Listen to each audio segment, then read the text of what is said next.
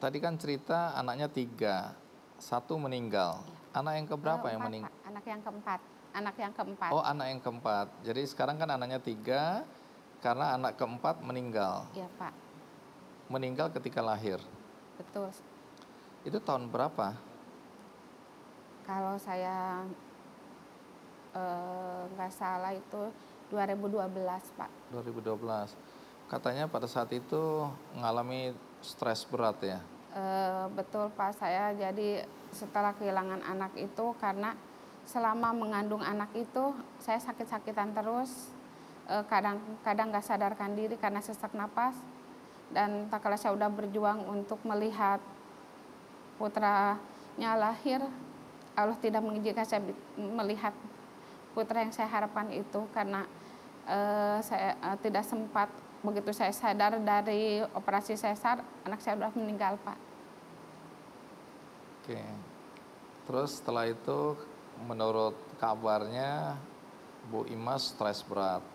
Ya, saya nggak mau keluar rumah, Pak. Saya lebih mengurung diri, lebih diam di rumah, karena waktu itu 4 bersaudara itu bareng melahirkan, dan saya tidak ingin melihat adik saya lagi menjemur bayinya. Sementara di pelukan saya, bayi saya tidak ada, Pak. Berapa lama mengalami perasaan depresi, stres seperti itu? Selama hampir 2 bulan, Pak. Terus apa betul ayahnya akhirnya bilang daripada stres, coba dialihkan dengan kegiatan lain termasuk jualan gorengan? Betul, Pak. Beliau yang menyarankan saya untuk lebih bisa kembali, untuk bangkit kembali. Nah, terus katanya gara-gara itu malah terpanggil untuk menolong. Emang kenapa? Apa yang terjadi waktu itu? Waktu itu saya bertemu dengan 7 anak yatim, Pak. Di sana saya melihat kalau mau jajan kayak orang bingung. Saya tanya, kenapa bingung? Bu, saya nggak punya uang. Ada yang bilang, teh saya nggak punya uang. Kenapa? Karena bapak saya udah meninggal. Oh, ini kata saya anak yatim. Boleh jajan di sini, nggak usah memikirkan bayaran. Dari situ sering saya ngobrol dengan anak-anak itu, sering anak itu berkeluh kesah sama saya, seakan itu keluh kesah anak saya pribadi gitu. Di situ saya terpanggil, ternyata kenapa saya mesti menangisi anak yang udah menjadi penghuni surga, sementara banyak anak-anak di luar sana yang masih membutuhkan kasih sayang seorang ibu. Jadi di situ saya tergerak ingin membangun anak-anak itu lebih bersemangat lagi, Pak. Kan tadi cerita Bu Imas kehilangan anak yang keempat ya, meninggal ketika lahir, kemudian bertemu dengan 7 anak yatim yang waktu itu mau beli gorengan di tempatnya Bu Imas tapi nggak punya uang. Kemudian Bu Imas tergerak hatinya untuk membantu anak-anak yang sudah kehilangan salah satu dari orang tua mereka. Kemudian jadi seperti yang kita lihat tadi, tempat atau panti ya, panti untuk menampung anak-anak, dan jumlahnya udah 150 lebih ya sekarang yang sudah dibantu. Nah, tentu yang jadi pertanyaan, bagaimana kemudian Bu Imas bisa membangun tempat penampungan anak-anak yatim ini dengan cukup bagus ya kalau dilihat ya, dibandingkan dengan dulu kontrakan ya. Iya. Tapi awalnya dulu kontrakan. Ngontrak, Pak. Jadi gimana? Awalnya dibawa pulang dulu atau gimana anak-anak ini? Waktu itu saya ngontrak rumah, Pak. Rumah itu termasuk rumah yang kumuh, kondisinya setengah mau runtuh. Astaga. Tapi karena kondisi kemampuan saya mengontrak rumah itu karena bayarannya lebih murah, Pak. Kalau saya mengontrak rumah yang permanen, saya nggak akan mampu untuk bayar. Jadi waktu itu saya ngontrak, pertama saya nggak berpikir untuk membawa anak yatim dulu, Pak, karena kondisi saya takut tidak bisa memberikan makan. Tapi anak-anak yang 7 anak itu, Pak, main ke rumah, terus mereka bilang, Bu, kami tinggal sama ibu ya. Saya kan waktu itu bingung, tinggal sama saya, apa saya mampu ngasih makan. Tapi bismillah aja lah, boleh, kata saya. Pertama awal hanya 7 anak, akhirnya mencapai 30 anak yang tinggal sama saya. Di rumah kontrakan. Bu Dimas? Atau Kontrakan. sudah dikontrakkan? Nah, tunggu dulu, anak-anak ini sebelumnya bagaimana ini? Bapaknya atau keluarganya bagaimana? Bapaknya yang udah meninggal, Ibunya? ibunya udah mempunyai kehidupan lagi, tapi beliau ikhlas anaknya misalnya beliau tinggal sama saya. Oh, Dan sewaktu itu beliau anak-anak pun ke rumah ibunya juga. oh iya, di antara begitu ya. Tapi sudah mulai tinggal dan dikontrakkan rumah. Iya, Pak. Nah, itu dari mana uang untuk kontrak rumah waktu itu? Waktu itu saya suka dapat bantuan dari sekolah untuk anak saya, Pak. Anak saya dapat bantuan dana BOS 450. Saya termasuk ibu yang tidak pernah mengikuti aturan sekolah. Gimana? Seharusnya uang itu digunakan untuk membeli baju ataupun keperluan sekolah. Nah, terus? Tapi saya pakai bayar kontrakan, Pak. Nah, gimana Karena kadang di warung, kadang saya dapat uang, kadang juga tidak mencukupi untuk membayar. Makanya waktu mendapat bantuan dari pemerintah itu saya sujud syukur, Pak, karena saya bisa bayar kontrakan. Nah, Bu Dani bisa cerita bagaimana awalnya kemudian Bu Dani tergerak hatinya untuk membantu anak-anak berkebutuhan khusus? Iya, pada masa itu aku masih ini Bang Adi, masih sebagai shadow, jadi guru pendamping anak berkebutuhan khusus di salah satu SD inklusi di Kabupaten Magelang. Di situ saya sebenarnya cukup lama juga, tapi di situ saya terima sebuah tantangan untuk anak-anak difabel yang kebetulan itu ada 4 anak difabel waktu itu yang dipercayakan ke saya. Di sekolah itu? Iya, yang di sekolah SD negeri inklusi itu ya. Ada yang hidrosipalus, ada yang ADHD, ada yang tunadaksa, kemudian yang satunya hiperaktif. Nah, dari situ saya punya analisa sendiri menurut saya, kenapa anak-anak ini kalau apabila bersekolah di tempat-tempat yang reguler atau disatukan dengan anak-anak reguler itu selalu ada bully juga iya, selalu disalahkan juga iya. Terus kebetulan dari keempat anak bimbing saya ini ada salah satu yang luar biasa nakalnya. Sempat saya masuk kerja seminggu langsung pulang karena berangkat pakai sepatu, pakai ini, tapi pulangnya jadi nggak pakai sepatu. Soalnya anaknya nakal sekali. Terus saya bilang, besok saya nggak mau lagi Bu, gitu. Terus tapi ternyata Mbak dicoba dulu, kata ibunya. Terus sudah saya berangkat lagi, dari situ saya lebih parah lagi dilukainya. Terus saya bilang, aku harus bisa nundukin ini anak kenapa, aneh saya gitu kan. Jadi awalnya dibilang nakal ya? Iya, awalnya Terus? cenderung dibilang nakal kayak gitu. Kayak seperti nggak bisa diatur kayak gitu. Akhirnya udah saya nggak nyerah, udah terus saja saya bimbing anak-anak itu, yang empat itu sampai di kelas 6. Lama-lama sayang ya? Iya, sama alhamdulillah anak-anak ini keempatnya itu deket banget sama saya gitu. Tapi juga ada resikonya juga dengan kenapa? kedekatan mereka dengan saya kayak gitu. Karena cenderung meninggalkan orang tuanya ketimbang dengan memilih saya lah katakanlah daripada orang tuanya, itu lebih banyak seperti itu sikapnya. Ya. Terus itu berkembang terus, terus saya akhirnya dari SD inklusi saya ikut serta salah satu anak didik yang tunadaksa itu di SMP Negeri 2 Mertoyudan. Nah, sampai di sana saya jauh malah melihat yang lebih besar lagi karena sudah SMP ya. Kemudian saya lihat lagi kenapa yang anak-anak ini tetap masih seperti sama dengan waktu di SD. Jadi cuma sosialisasi saja. Nggak ada kegiatan-kegiatan yang inti di mana anak-anak itu arahnya mau dibawa kemana kayak gitu. Yang khusus karena mereka sekolah di sekolah umum ini ya. Karena cenderung kayak nggak ada pembelajaran yang spesial buat anak-anak seperti itu. Terus? Itu bertahan 3 tahun.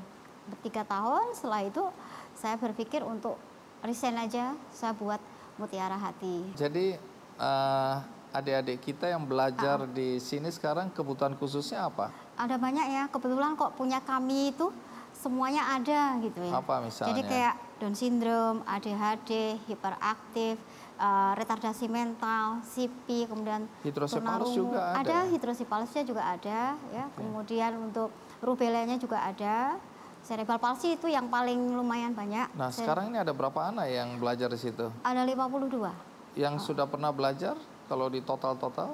semuanya itu total 52 kan kita ini Bang Andi, kita belum bisa anak-anak itu Kayak setelah selesai meluluskan gitu ya. meluluskan terus gimana mau dibilang lulus Iya, anak-anak iya. kayak gitu ya kan, kriterianya aja nggak masuk kalau untuk dibikin katakanlah anak ini udah lulus. Buat saya kata lulus itu adalah ketika anak itu benar-benar bisa Sudah mandiri, bisa mandiri, kemudian bisa mengurus punya dirinya ya. talenta, kemudian memang benar-benar punya masa depan gitu. Tadi kalau dibilang apa, bayar uang sekolahnya serelanya.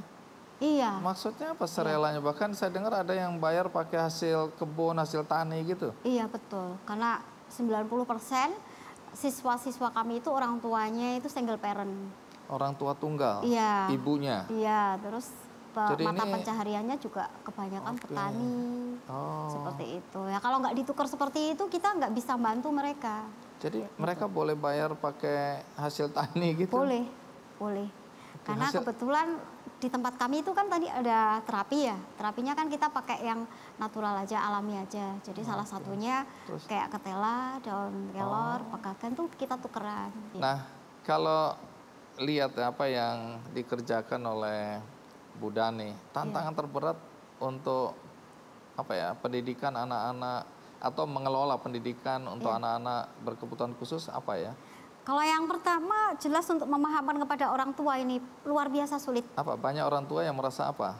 Satu yang pertama belum memahami atau bahkan mengenal anaknya sendiri enggak. Tidak, oke. Iya, Terus itu tantangan terbesar ada saya. nggak yang malu atau membuang anaknya? Ya ada. Iya pasti itu. Ada yang merasa bahwa ini kutukan gitu-gitu ya? Iya. Oh, jadi yang menjadi tantangan adalah memberikan pemahaman. Pemahaman kepada orang tua. Ya. Terus tantangan lainnya apa lagi? Tantangan yang lainnya yaitu ketika kita tidak sabar. Ada batasnya juga kadang-kadang Iya, ya, sebagai iya. manusia ya. Iya betul. Oh, Nah, itu- kita nggak perlu munafik kalau kita pas pada saat kita juga sedang ribet, kita Iya. sedang tidak bisa kontrol diri pun Kita kita lagi juga stres bisa juga, melakukan itu. ya. Oke, jadi itu tantangan bagaimana mengendalikan ya Iya. diri, emosi Iya ya. betul. Itu juga dialami oleh pasti guru-guru Ya, yang pasti, lain. Iya.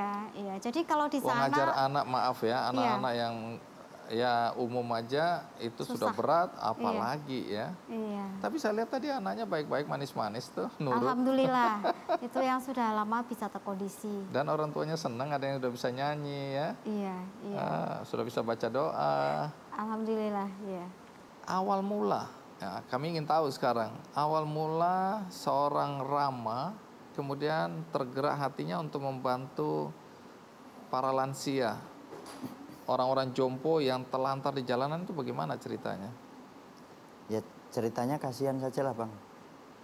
Tujuan saya sering melihat orang-orang yang terlantar, apalagi dulunya saya juga mantannya orang jalanan. Karena sering melihat mbah-mbah yang tidak terurus, tidak terawat di usia senjanya, akhirnya saya bercita-cita dan berniat untuk merawat mereka. Seperti itu. Supaya mereka ini bisa merasakan kenyamanan di akhir-akhir usia mereka, di masa-masa senja mereka, supaya mereka ini bisa mendapatkan kasih sayang, perhatian, selayaknya memiliki keluarga seutuhnya. Ini mbah-mbah atau orang-orang lansia yang ada di jalanan ini, mereka tuh siapa sebenarnya? Nggak ada keluarganya. Sebagian besar kami tidak tahu keluarganya, Pak. Saya tidak tahu keluarganya. Kalau ditanya, mbah dari mana mbah? Atau kakek dari mana, mereka nggak bisa jawab. Ada yang bisa jawab, ada yang enggak. Jadi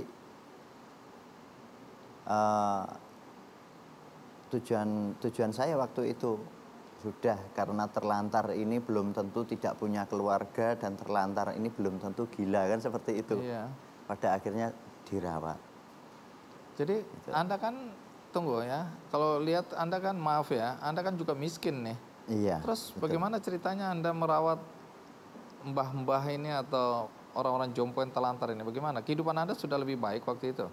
Ya alhamdulillah, dari bisnis lampu yang saya tekuni dari awal Lampu ini bekas tadi, itu. alhamdulillah bisa mengangkat perekonomian, Bang. Sudah mulai lebih baik. Sudah Oh, mulai dari lebih situ Anda baik. bilang udah waktunya Anda membantu mbah-mbah, kakek-kakek ya, Iya. yang ada di jalanan. Karena waktu Anda hidup di jalanan, Anda melihat kehidupan Sering mereka ya. melihat dan banyak sekali yang waktu itu sampai meninggal di jalan, meninggal di pematang sawah ataupun di gardu gitu, Bang. Tanpa ada keluarga yang Tanpa ada keluarga. merawat, menolong mereka gitu. Jadi Oh, jadi itu catatannya yang- kan Mr. X meninggal Iya. tanpa diketahui identitas kan seperti itu. Oh, Jadi itu yang Anda lihat sehari-hari dalam Iya. kehidupan Anda ya. sering menemukan seperti itu. Nah, tunggu dulu, lepas dari kehidupan ekonomi udah lebih baik, tapi bagaimana kok sampai kemudian bisa punya panti seperti yang tadi kita lihat di televisi atau di liputan tadi? Itu karena niat dari awal dan alhamdulillah untuk pantinya ini memang untuk pembangunannya penggalangan dana di media sosial, Pak. Oh. Jadi banyak orang yang mulai mendukung ya. Alhamdulillah banyak orang yang mulai mendukung. Meskipun alhamdulillah juga yang dibangun di situ itu tanahnya juga bukan hasil wakaf, juga bukan hibah, murni pembelian, Bang. Beli juga. Iya. Nah, sekarang ada berapa banyak lansia yang masih ditampung di situ atau diurus, dirawat? Kalau sampai sekarang ini baru 111, Bang. Oh, baru gitu. Bayangin ngerawat orang dewasa aja susah, apalagi tadi ya nggak gampang. Tapi kalau lihat, aduh, hati kita tersentuh banget ya. Apalagi ya minta maaf ya, Anda kan tampangnya kayak gini, sangar, gondrong, tahu-tahu ngerawat. Ya karena saya sendiri kan mikirnya saya nyaman dengan seperti ini, Bang. Karena saya sudah waras gitu. Kalau belum waras nanti saya ketularan kalau merawat ODGJ dan sebagainya. Jadi kalau ngurusin panti jompo seperti ini apa sih beratnya gitu, tantangannya itu apa ya? Ya tantangannya awal itu saya dicela oleh masyarakat. Dicela? Iya. Kenapa dicela? Ya yang namanya perjalanan itu tidak semulus yang kita bayangkan kan, Bang. Jadi benturan dari masyarakat ini juga macam-macam. Kalau mereka sakit gimana, mereka meninggal gimana. Terus nanti untuk macam-macam lah pertanyaan dari masyarakat. Gimana? Iya. Artinya kalau dikumpulkan gini, kalau mereka meninggal itu juga jadi persoalan takutnya ya. Dan bahkan ini saja kalau tidak banyak yang meninggal, mungkin sudah 200-an, Bang. Karena banyak jadi sekali yang diurus meninggal. juga ya ketika meninggal karena nggak ada keluarganya ini ya. Dan alhamdulillah saya sendiri juga sudah memiliki makam khusus untuk para terlantar ini, Bang. Wow. Itu. Apa? Ada beli tanah pemakaman? Beli tanah yang letaknya pas di samping pemakaman. Jadi itu udah diatur sama Tuhan itu kayaknya ya. Ya alhamdulillah itu juga. Tapi kalau Anda lihat itu ketemu ada orang kayaknya orang jompo di jalan telantar itu Anda nggak tahan yang lihatnya ya. Dimanapun tempat, memang saya sering menyalahi aturan atau prosedur, Pak. Nyalainnya gimana? Salah satu misal di Blitar, di Tulungagung. Oh, sampai keluar kota? Iya. Jadi kalau di luar kota ngelihat orang jompo gitu yang nggak terurus, Anda rasanya mau pengen bawa ke panti gitu ya? Iya, jadi selagi ada informasi yang dari media itu sudah viral beberapa hari tidak ada penyelesaian, ini saya merasa terpanggil, Bang. Memang saya sadar kalau secara prosedur itu salah, tapi saya secara kemanusiaan saya terpanggil. Betul. Gitu. Banyak orang atas dasar ketentuan hukum nggak berbuat apa-apa akhirnya ya. Ini kita bicara kemanusiaan ya. Kita bicara kemanusiaan saja. Baik, jadi ke depan ini apa yang terbayang? Aku pengen lakukan apa gitu dalam hidupku ini? Ya, harapan dan impian saya ke depan ini panti ini yang saya kelola ini akan jauh lebih baik. Amin. Dan para duafa serta terlantar dan para orang-orang jalanan ini bisa mendapatkan fasilitas yang cukup Karena pada dasarnya mereka ini juga tak jauh beda dengan kita, yang mana mereka juga hamba-hambanya Allah. Amin. Jadi anggapan dari saya itu pun juga mutiara Allah yang masih tercecer gitu Bang. Oke, baik ya.